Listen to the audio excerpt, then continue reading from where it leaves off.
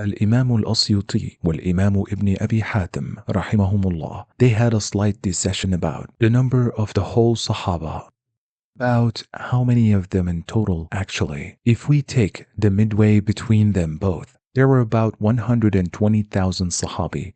According to an expert of the biography of the Prophet, Sheikh Dr. Munir Ghadban rahimahullah, he said that amongst these 120,000, Rasulullah sallallahu alaihi wasallam could produce 2,000 leaders, and amongst the 2,000 leaders, according to the counting of Imam al-Nasa'i rahimahullah, those who reached the position of a mujtahid, or a person who could give a fatwa or a formal ruling, were only 21 people, shockingly few. This is the opposite of what is happening today.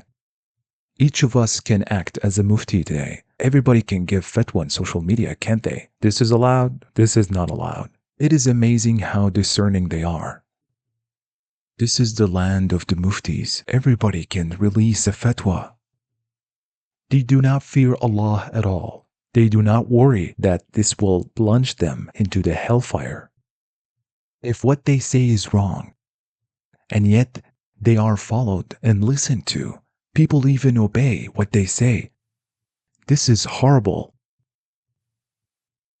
The Sahaba, when they had gathering, some of them sat together, and there came somebody asking his matter. He knew that for this matter he should ask a certain Sahabi. In fact, everybody aware of this. Besides Rasulullah sallallahu alaihi wasallam and his Sahaba, they like to inform each other about who among us is the expert on this field and who is the expert on that field. For example, they said that Afradana Zayd, the expert of Fara'id is Zayd, wa Aqdana Ali, the expert of law is Ali ibn Abi Talib, and the one who knows best about halal and haram is Mu'ad ibn Jabal. So they informed each other who is the best in such and such field among us, and if a problem arose, they should ask the expert. But if some or all of these experts in a gathering and the person who come to ask had asked him, he would be redirected to that other, even though he was the best in that field, and after this person circles all around them, he comes back to him anyway. He was the one who will decide the matter. He was the expert.